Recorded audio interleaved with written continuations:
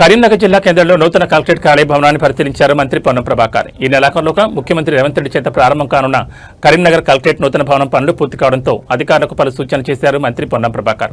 కార్యక్రమంలో జిల్లా కలెక్టర్ చిత్రా మిశ్రా, కార్పొరేటర్లు తదితర అధికారులు, నాయకులు పాల్గొన్నారు. మంత్రి పొన్నం ప్రభాకర్ కరీంనగర్ జిల్లా కేంద్రంలో నూతన కలెక్టరేట్ భవనానికి గతంలో నిర్మాణ పనులు ప్రారంభమైనప్పటికీ చాలా పనులు మిగిలిపోయి పరిస్థితి ఉండే జిల్లా కలెక్టర్గా చిత్రా మిశ్రా బాధ్యతలు స్వీకరించిన తర్వాత భవన నిర్మాణంపై ప్రత్యేక శ్రద్ధ చేపట్టారు.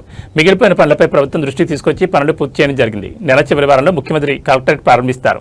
తెలంగాణ తల్లి విగ్రహావిష్కరణ చేస్తారు. జాతీయ జెండా ఆవిష్కరిస్తారు. భవనం ప్రారంభం తర్వాత జిల్లా కేంద్రంలో ఉన్న సమీకృత కార్యాలయాలు, ఇతర భవనాలు కూడా ఇక్కడే ఉపయోగించడం జరుగుతుంది. పాత భవనానికి కావాల్సిన సౌకర్యాలు కల్పించి దాన్ని కూడా ఇతర కార్యాలయాలకు ఉపయోగించుకోవచ్చు. కలెక్టరేట్ కట్టే సమయంలో జిల్లా అధికారులకు ప్రత్యేకించి నివాస గృహాలు కట్టే కార్యాచరణ ఉండే, కానీ ఇప్పటికే గతంలో నిర్మించిన జిల్లాధికారుల నివాస గృహాలు సరిపోతుంది, బాగుంది, దాన్ని వాడుకోవడం జరుగుతుంది.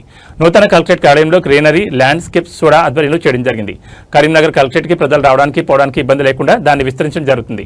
కలెక్టరేట్లో పని విధానం ప్రజలకు అన్ని విధాలుగా అందుబాటులో ఉండే విధంగా నూతన రేషన్ కార్డులు, సన్నబియ్యం, 200 యూనిట్ల ఉచిత విద్యుత్, ఉచిత బస్సు ప్రయాణం, గ్యాస్ సబ్సిడీ, ఇందిరమ్మ ఇళ్లు, రాబోయే కాలంలో కొత్త పెన్షన్లు, మున్సిపల్ అంశాలు పరిపాలనా కేంద్రంగా రాష్ట్రంలోని జిల్లా అగ్రగామిగా ఉండాలి. రాజకీయాలకు అతీతంగా కరీంనగర్ గడ్డ అగ్రగామిగా ఉంచుతాం. టూరిజం ఇండస్ట్రీతో పాటు ఎడ్యుకేషన్ హబ్గా శాతవాహన యూనివర్సిటీ ఉంది. లా కాలేజ్, ఫార్మసీ కాలేజ్ తీసుకొచ్చాం. గత 10 సంవత్సరాలుగా ఒక కొత్త కోర్సు కూడా రాలేదు. హెల్త్ హబ్గా మెడికల్ కాలేజ్ ఉంది. టీచింగ్ హాస్పిటల్గా అప్గ్రేడ్ చేయడం జరిగింది. జిల్లా అభివృద్ధికి నేను, శ్రీధర్ బాబు, అడ్డూరు లక్ష్మణ్ శాసనసభ్యులతో కలిసి పనిచేస్తున్నాం. హెలికాప్టర్ గ్రౌండ్ వినియోగంలోకి తేవడం జరుగుతుంది. ముఖ్యమంత్రి ప్రోగ్రాంలో శాతవాహన యూనివర్సిటీ, కాలేజ్ ప్రోగ్రామ్స్ ఉన్నాయి. మున్సిపల్ ఇతర శాఖల అభివృద్ధి కార్యక్రమాలు ప్రారంభిస్తారు. మానేర్ రివర్ ఫ్రంట్ మేము వచ్చిన తర్వాతనే సెకండ్ ఫేజ్ స్టార్ట్ చేశాం. మానేర్ రివర్ ఫ్రంట్ తీగల వంతెన ఏమైంది? డంప్ యార్డ్ తరలింపును కేంద్ర ప్రభుత్వ సహకారం అందించాలని కోరాం. కేంద్ర మంత్రి కట్టర్ వచ్చినప్పుడు డంప్ యార్డ్ తరలించాలని విజ్ఞప్తి చేశాం. కరీంనగర్ జిల్లా కేంద్రంలో ఈ కలెక్టరేట్ను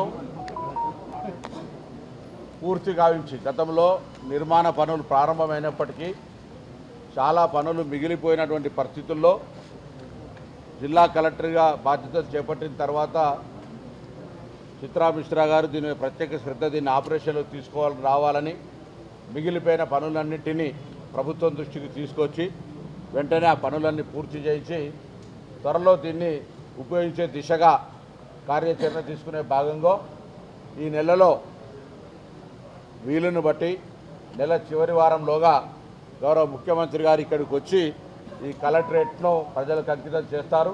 అదేవిధంగా తెలంగాణ తల్లి విగ్రహాన్ని కూడా ఆవిష్కరించి జాతీయ జెండాను కూడా ఆవిష్కరిస్తారు. అప్పుడు ఈ జిల్లాల కేంద్రంలో ఉన్నటువంటి తదుపరి కార్యాలయాలను కూడా, ప్రభుత్వ కార్యాలయాలను కూడా పాత భవనాన్ని ఎటువంటి డిస్టర్బ్ చేయకుండా అక్కడ కొన్ని మిగిలిపోయినటువంటి ఏదైనా సౌకర్యాలు మెరుగుపరచాలంటే మెరుగుపరిచి దాన్ని కూడా ఆ కార్యాలయాలన్నీ ఏకీకృతంగా ఇక్కడే ఉపయోగించాలనేటువంటి ఆలోచనతో ఎటువంటి దుబారా జరగద్దని, వాస్తవంగా ఇటువంటి కలెక్టరేట్లు కట్టే సందర్భంలో జిల్లా అధికారులకు ప్రత్యేకించి నివాస గృహాలను కూడా కట్టే ప్రణాళికలో భాగంగా ఉంది. కానీ ఇప్పటికే గతంలో నిర్మించబడ్డటువంటి జిల్లా అధికార గృహాల కాంప్లెక్సు ఇప్పుడున్నటువంటి పరిస్థితుల్లో సరిపోతుంది. అది చాలా బాగుంది, దాన్ని వాడుకోవడం జరుగుతుంది. అటువంటి దుర్వినియోగం ఎక్కువ నిరుపయోగంగా అంటే మిస్యూజ్ చేయొద్దు అనే ఆలోచనతో అటువంటి కొత్తది కూడా కట్టే ఆలోచన చేయడం లేదు. ఈరోజు వాటిని వినియోగించు జిల్లా అధికారులు వాటిని వినియోగించుకోవడానికి సానుకూలంగా ఉన్న దృష్ట్యా ఇప్పుడున్నటువంటి కొంత మరి ఇక్కడ గ్రీనరీ కావచ్చు, ల్యాండ్స్కేప్ను సుడా ఆధ్వర్యంలో చేయడంతో పాటుగా కరీంనగర్ మున్సిపల్ కార్పొరేషన్తో దీనికి ఆ దారికి వచ్చేటువంటి ఎంట్రన్స్ ఏరియాలో కూడా కొంత ఎక్స్పాన్షన్ చేసి పబ్లిక్ రావడం పోవడం ఇబ్బంది లేకుండా ఉండే విధంగా మరి ఈ కలెక్టరేట్ను అన్ని రంగాల నూతన కలెక్టరేట్ నిర్మాణమే కాక కలెక్టరేట్లో పని విధానాన్ని కూడా ప్రజలకు అందుబాటులో ఉండే విధంగా, ప్రజలకు సానుకూలంగా ఇప్పుడు ఉన్నటువంటి స్కీమ్స్, రేషన్ కార్డ్స్ ఇవ్వడం కావచ్చు, సన్న బియ్యం ఇవ్వడం కావచ్చు, 200 యూనిట్ల కరెంట్ ఇవ్వడం కావచ్చు, ఉచిత బస్సు కావచ్చు, ఆ విధంగా రాబోయే కాలంలో పెన్షన్లు ఇచ్చే కార్యక్రమం కావచ్చు, రైతాంగ ధాన్య కొనుగోలు కావచ్చు, గృహ నిర్మాణం ఫస్ట్ ఫేజ్ అయినటువంటి ఇళ్ల నిర్మాణం పూర్తి చేయడం కావచ్చు, మళ్ళీ కొత్త సెకండ్ ఫేజ్ ఇందిరమ్మ ఇచ్చే కార్యక్రమం కావచ్చు, మున్సిపల్లో ఉన్నటువంటి సమస్యలు కావచ్చు, అన్ని రకాల అంశాలకు జిల్లా కేంద్రం పరిపాలనా కేంద్రంగా జిల్లా అభివృద్ధి ఈ రాష్ట్రంలోనే మరి 33 జిల్లాల్లో కరీంనగర్ నెంబర్గా ఉంచడానికి రాజకీయాలకు అతీతంగా ప్రజలు అందరం, అధికారులు అందరూ కూడా కలిసి ఒక చారిత్రాత్మకమైనటువంటి కరీంనగర్ ఈ గడ్డను అగ్రభాగాన నిలబెట్టుకోవడానికి ఇరిగేషన్ పరంగా కావచ్చు, టూరిజం పరంగా కావచ్చు, లేదా ఇండస్ట్రీ పరంగా కావచ్చు, ఎడ్యుకేషన్ పరంగా కూడా శాతవాహన యూనివర్సిటీ ఉంది. అందులో లా కాలేజు, అదేవిధంగా ఎల్ఎల్ఎం కాలేజ్తో పాటుగా ఫార్మసీ కాలేజీలతో పాటుగా అన్ని కోర్సులను కూడా మరి తీసుకొని వచ్చి ఆ యూనివర్సిటీ 10 సంవత్సరాలుగా ఒక్క కోర్సు కూడా రానటువంటి మళ్ళీ యూనివర్సిటీని కూడా ఎడ్యుకేషన్ పరంగా అటు మెడికల్ కాలేజీతో పాటుగా హాస్పిటల్, అదేవిధంగా టీచింగ్ హాస్పిటల్గా దాన్ని అప్గ్రేడ్ చేయడం కావచ్చు. ఈ విధంగా వైద్య, విద్య తదితర అన్ని అంశాల లోపల మరి గౌరవ ముఖ్యమంత్రి రేవంత్ రెడ్డి గారి నాయకత్వంలో ఈ జిల్లాకు సంబంధించిన నేను కానీ, శ్రీధర్ బాబు గారు కానీ, లక్ష్మణ్ కుమార్ గారు కానీ, సహచర శాసనసభ్యులు, మా ప్రజలందరం కూడా కలిసి ప్రజల యొక్క సమస్యల్ని పరిష్కరిస్తూ అభివృద్ధి చేస్తూ అగ్రభాగాన్ని నిలబెట్టే ఒక ప్రయత్నం చేస్తున్నామన్నమాట మనం చేస్తాం. హెలిప్యాడ్ గవర్నర్ కూడా ఎట్లా వీఐపీ వచ్చినప్పుడు ఎప్పుడైనా ఈరోజు మారుతున్న కాలానికి అనుగుణంగా ఒక హెలిప్యాడ్ కూడా అక్కడ నిర్మించడం జరుగుతుంది అందరి అవసరాల కొరకు.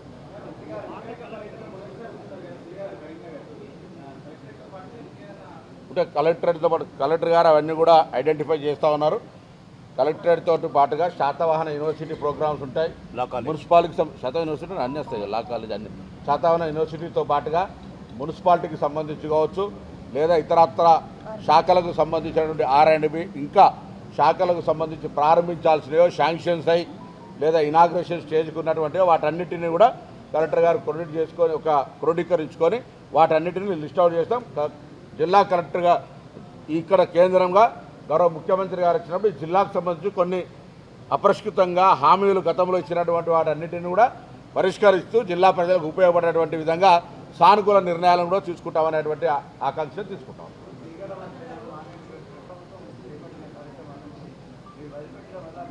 ఏం వదిలిపెట్టలే. మానేర్ రివర్ ఫ్రంట్ మేము వచ్చిన తర్వాతనే సెకండ్ ఫేజ్ శాంక్షన్ అయింది.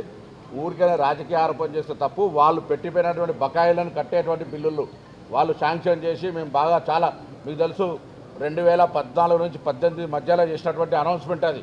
తుమ్మ చెట్లు కొట్టేసారు 2018 ఎన్నికలకు ముందు. ఏం పనులు ప్రారంభమైనా తెలుసు. నేను రాజకీయ విమర్శ తెలుసుకోలే. మానేర్ రివర్ ఫ్రంట్ మీద ఎప్పుడు ఏడ కొబ్బరికాయ కొట్టారు, ఏడ పనులు ప్రారంభించారు, తీగల వంతెన ఏమైంది, తీగల వంతెన మీద మేము ఏమైనా ఫిర్యాదు చేసినామా, తీగల వంతెన స్టాండర్డ్స్ ఏంటి, అదంతా చర్చ అనవసరం. ఇప్పుడు వాటన్నిటిని వినియోగంలో తీసుకొచ్చి వాటన్నిటికీ అవరోధంగా ఉన్న డంప్ యార్డు రాష్ట్ర ప్రభుత్వం ఒకటే చేయలేదు కాబట్టి కేంద్ర ప్రభుత్వం మంత్రి వచ్చినాడు కూడా ఓపెన్గా అడిగినాం డ్యాస్ మీద. ఇవాళ కూడా మళ్ళీ అడుగుతా ఉన్నాం, కేంద్ర ప్రభుత్వ సహకారం అవసరమో. ఆ డంప్ యార్డ్ అనేది ఆ ప్రాంతానికి సంబంధించి ఒక అవరోధంగా మారింది. అభివృద్ధితో పాటుగా ఆ ప్రాంత ప్రజల ఆరోగ్యానికి కూడా ఇబ్బంది కలుగుతుంది కాబట్టి రాష్ట్ర ప్రభుత్వం చర్యలు తీసుకుంటా ఉంది. కేంద్ర ప్రభుత్వం సహకారం లేనిది అది అసాధ్యం. అర్బన్ డెవలప్మెంట్ మినిస్టర్ ఈ ఫెడరల్ సిస్టంలో కేంద్రము రాష్ట్రం బాధ్యత కాబట్టి వాళ్ళ సహకారం ఓపెన్గా టక్కర్ వాళ్ళ మంత్రి కట్టారు మంత్రి వచ్చినాడు కూడా ఓపెన్ డ్యాన్స్ మీద అడిగినాం మేము. మంత్రి గారు కూడా ఇక్కడ నుంచి ప్రాధాన్యత చేసిన మంత్రి గారు సహకారం మళ్ళీ ఒకసారి మీ ద్వారా కోరుతా ఉన్నా. దాని మీద కొంత సీరియస్గా వర్క్ చేయమని కోరుతా ఉన్నా.